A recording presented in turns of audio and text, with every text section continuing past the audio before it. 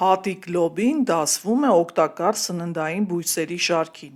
և միաժամանակ որպես դիետիկ սննդամթերք խորհուրդ է տրվում սրտային անբավարարության, շաքարային դիաբետի,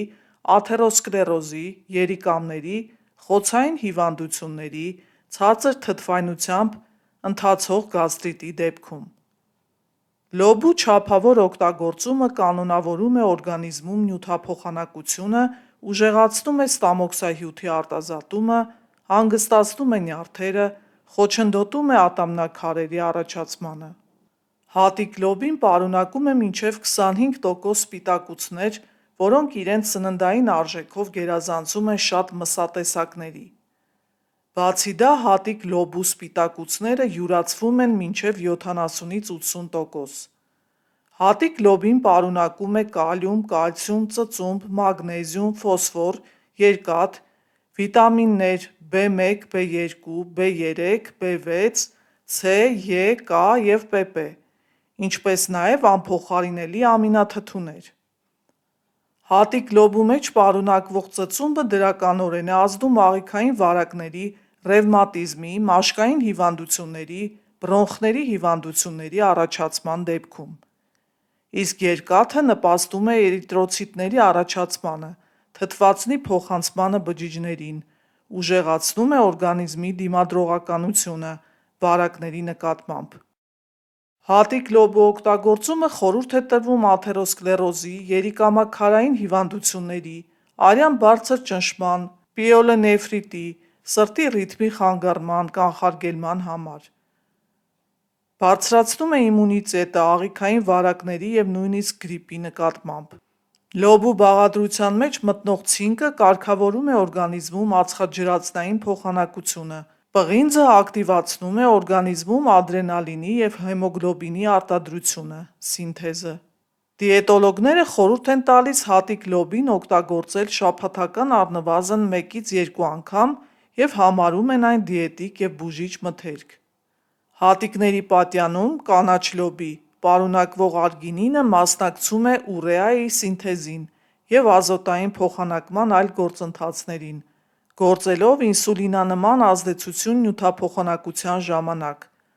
Սա էականորեն իջեցնում է շաքարի մակարդակը արյան մեջ և բարենպաստ ազդեցություն է թողնում շաքարային դիաբետի դեպքում։ Հատկապես արդյունավետ է ֆրանսիական լոբու, հապալասի տերևների թուրմը և լոբու չորացած պատյանների թուրմը։ Սա խմում են դատարկ ստամոքսին ուտելուց առաջ։ Հակաբակտերիալ հատկությունների շնորհիվ լոբով կերակուրները հանգստացնում են նյարդային համակարգը, կանխում են ատամնաքարերի առաջացումը։ Լոբին օգտակար է նաև տուբերկուլյոզի դեպքում։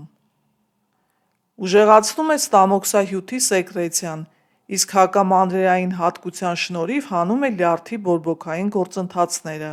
Հատիկ լոբու 100 գրամում պարունակում է 298 կիլոկալորիա,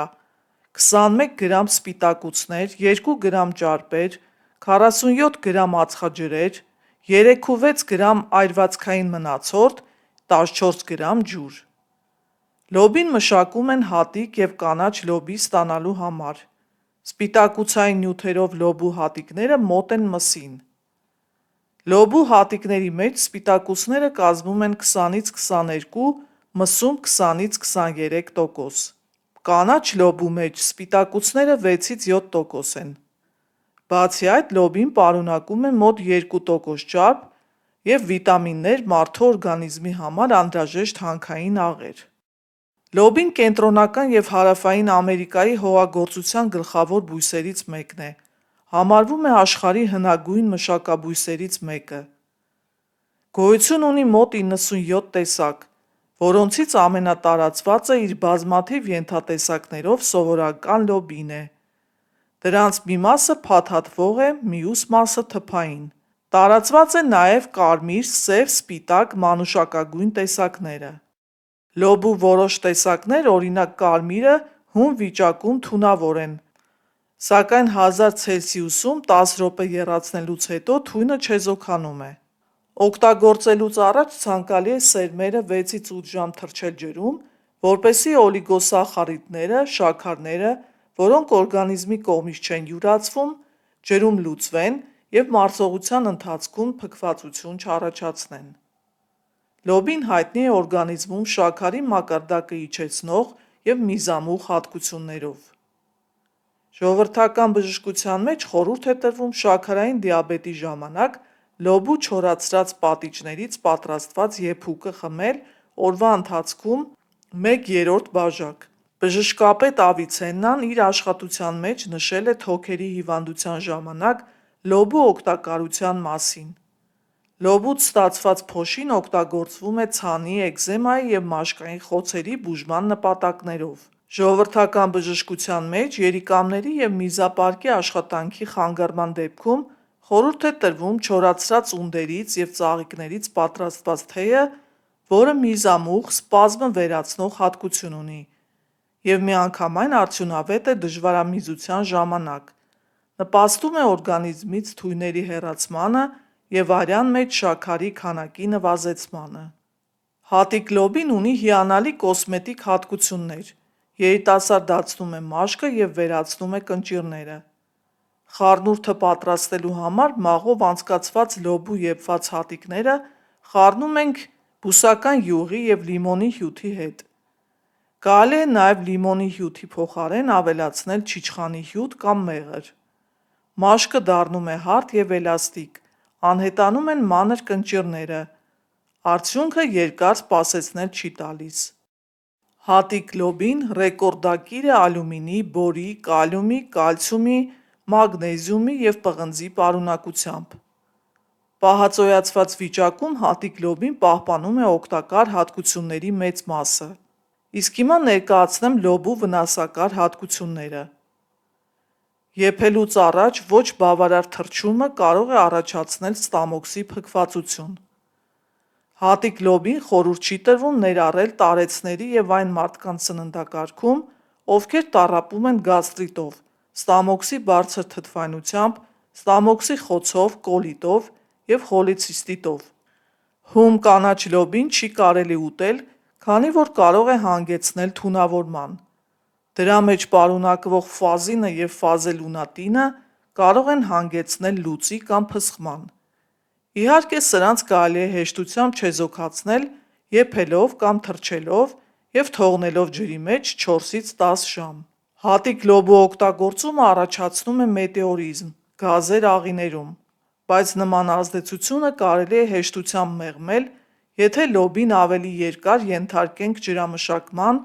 նախապես թռչելով սոդայաջրով մի քանի ժամ։ Սրան գումարած հատիկ լոբու հետ խորհուրդ են տալիս օգտագործել համեմունքներ, որոնք օգնում են քչացնել գազի արտադրությունը, մասնավորապես սամիթը։